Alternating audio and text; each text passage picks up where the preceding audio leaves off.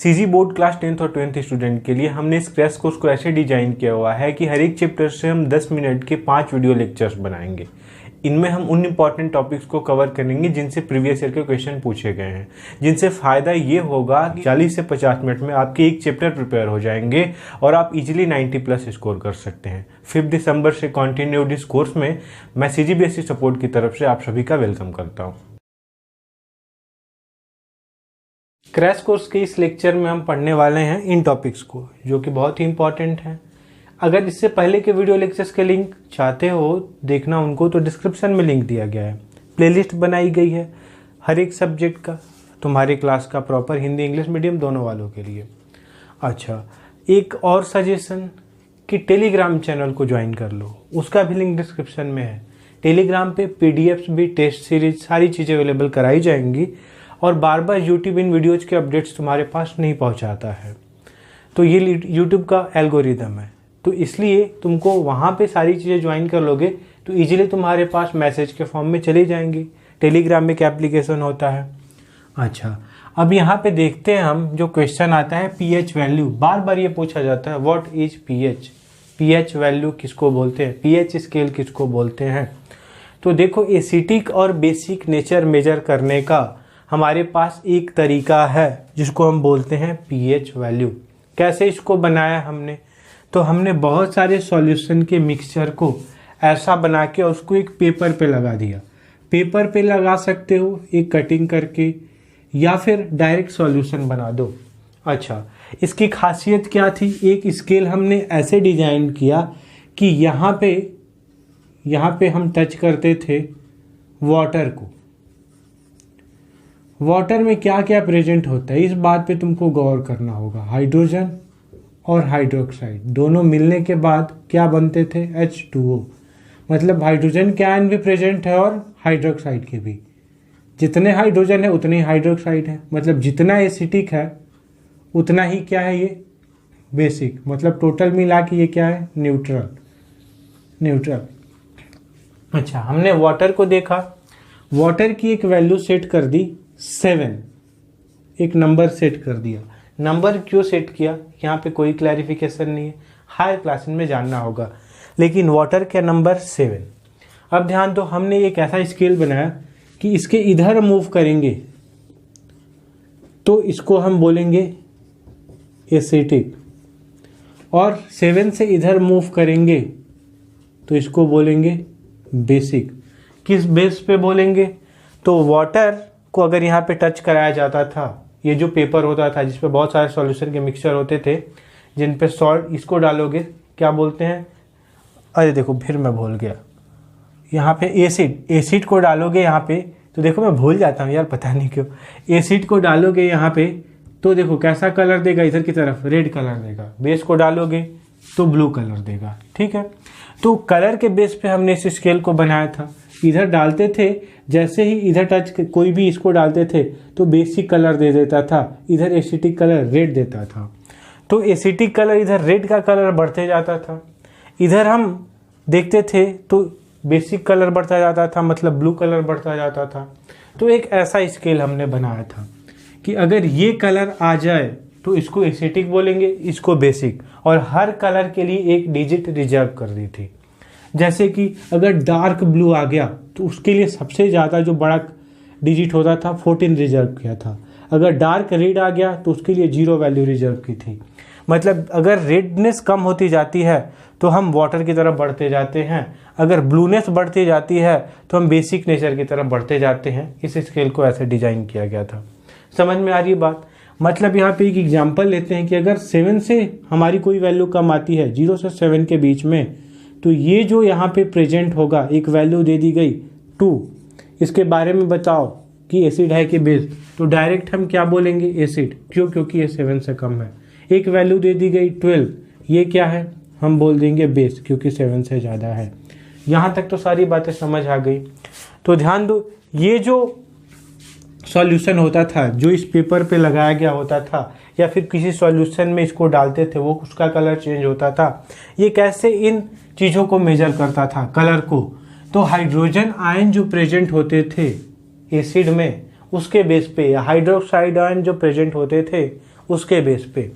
तो पीएच क्या होता था कि पीएच को हम कैसे डिफाइन करते थे कि जितने ज़्यादा हाइड्रोजन आयन होंगे पीएच वैल्यू उतनी ही ज़्यादा होगी। तो ध्यान दो यहाँ पे नहीं, जितने ज़्यादा हाइड्रोजन आयन होंगे पीएच वैल्यू उतनी ही कम होगी। तो यहाँ पे देखो कि माइनस लॉग ले लेते थे, एच हाइड्रोजन आयन का जो नंबर होता था उसका लॉगरिथम लेते थे, लेकिन किस में लेते थे? माइनस में, क्योंकि माइनस में लेने से ये होता था कि हाइड्रोजन आयन जितना बढ़ता जाता था उसकी वैल्यू और कम होती जाती थी, मतलब 7 से कम होती जाती थी। समझ में आ रही है बात? निगेटिव में वैल्यू आती जाती थी। तो पीएच को डिफाइन किया, pH is the negative logarithm of hydrogen ion concentration in gram per litre of any solution. ठीक है ना, 1 लीटर सॉल्यूशन में कितने ग्राम हाइड्रोजन आयन प्रेजेंट हैं ये पीएच वैल्यू बताता था।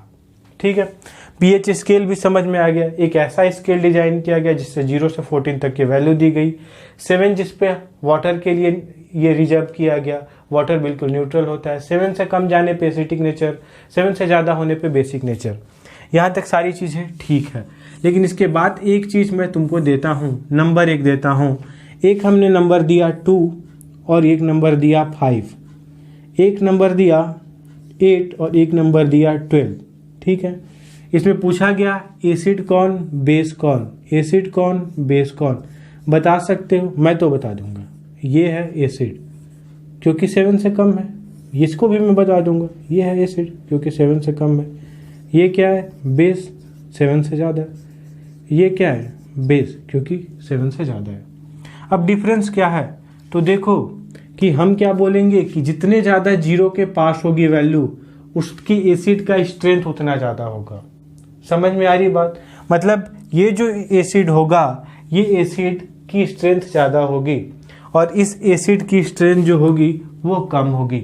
एसिड 2 तरह के हो गए, एक का स्ट्रेंथ ज़्यादा और एक का स्ट्रेंथ कम, एक स्ट्रॉन्ग एसिड एक वीक एसिड। तो ये स्ट्रॉन्ग एसिड है क्योंकि 0 के पास किसकी वैल्यू है? ये वीक एसिड है। ठीक इसी तरह से 7 के जो पास है वो वीक है और 14 के जो पास है वो स्ट्रॉन्ग है। तो ये है वीक बेस और ये है स्ट्रॉन्ग बेस, ऐसा। तो ये पूछा जाता है, वैल्यू दे के क्वेश्चन आते हैं कि क्या डिफरेंस है। ठीक है, तो बता सकते हो अब इजीली। अच्छा, यहाँ पे एग्जांपल पूछा जाता है स्ट्रॉन्ग एसिड का HCl दे देना, वीक एसिड का CH3COOH एसिटिक एसिड, ये हाइड्रोक्लोरिक एसिड, वीक बेस का NH4OH ammonium hydroxide, strong base का NaOH सोडियम हाइड्रोक्साइड। ठीक है, ये सारे क्वेश्चन यहाँ पे पूछे जाते हैं। पीएच भी क्लियर, ये भी क्लियर। अच्छा, अब ध्यान दो, एक क्वेश्चन बार बार रिपीट होता है, पूछा जाता है कि जब मिल्क है वो कर्ड में चेंज हो जाता है, कर्ड में, तो क्या होता होगा उसके अंदर, उसका नेचर कैसे चेंज होता होगा? मिल्क का pH 6 होता है, कर्ड में चेंज होता है pH और कम हो जाता है, 2-3 के बीच चला जाता है। तो इसलिए इसका नेचर कैसा हो गया? एसिटिक। समझ में आ रही है बात? तो मिल्क से कर्ड में चेंज होने से pH वैल्यू कम हो जाती है जिससे उसका नेचर एसिटिक हो जाता है। ये आंसर हम लिख देंगे। अच्छा, और क्वेश्चन में आता है यूनिवर्सल इंडिकेटर किसको बोलते हैं? तो यूनिवर्सल इंडिकेटर सेम ये pH जैसे वैल्यू है ना, pH स्केल जिससे बनता है कि बहुत सारे इंडिकेटर को मिक्स करके एक ऐसा इंडिकेटर बनाया जाता है कि अलग अलग कलर वो दे, अलग अलग किसी भी इसको डाला जाए, उसमें एसिड या बेस को डाला जाए तो उसके बेस पे वो अलग अलग तरह का कलर दे। तो वो हर तरह का, मतलब हर तरह की एसिड बेस के बारे में, उसके स्ट्रेंथ के बारे में पहचान दे। जैसे वीक डाला गया बेस को तो हल्का ग्रीन दे, ज़्यादा डाला गया तो हल्का नीला दे, मतलब ज़्यादा नीला दे दे। समझ में आ रही बात? ज़्यादा ब्लू दे दे। इसी तरह से वीक एसिड को डाला जाए तो कम रेड दे, स्ट्रॉन्ग को दिए डाला जाए तो ज़्यादा रेड दे दे। तो इस बेस पे ये यूनिवर्सल इंडिकेटर को बनाया गया। डेफिनेशन पढ़ लो, सारी चीज़ें क्लियर हो जाएंगी। एक आता है ऑल फैक्टर इंडिकेटर, उसके बारे में मैं यहीं पे बता देता हूँ। ऑल फैक्टर इंडिकेटर क्या होता है कि स्मेल से उसके में पहचान होती है। सोर स्मेल तो क्या होगा? सीधी सी बात कि एसिटिक नेचर होगा। बेटर स्मेल तो क्या होगा? बेसिक नेचर होगा। तो ऐसे ही सारे क्वेश्चन पूछे जाते हैं, ज़्यादा हार्ड नहीं होते, बस ये इंपॉर्टेंट क्वेश्चन है। इसको सिर्फ प्रिपेयर कर लोगे 90+ ईजी है। वीडियोज को ज़्यादा से ज़्यादा बच्चों तक शेयर किया करो। इन वीडियोज को इंपॉर्टेंस है, हर एक के लाइफ में इस वीडियोज का इंपॉर्टेंस है। डिस्क्रिप्शन प्लेलिस्ट चेक किया करो किसी भी सब्जेक्ट के वीडियो लेक्चर्स के लिए, क्रैश कोर्स के वीडियोज को फिर से मैं एक बार बोल दूं कि बहुत सारे स्टूडेंट जो तुम्हारे आसपास हैं अपने स्कूल ग्रुप में, जिन दोस्तों को जानते हो उनको शेयर किया करो। वीडियो देखने के लिए बहुत बहुत थैंक यू। मिलता है अगले वीडियो में।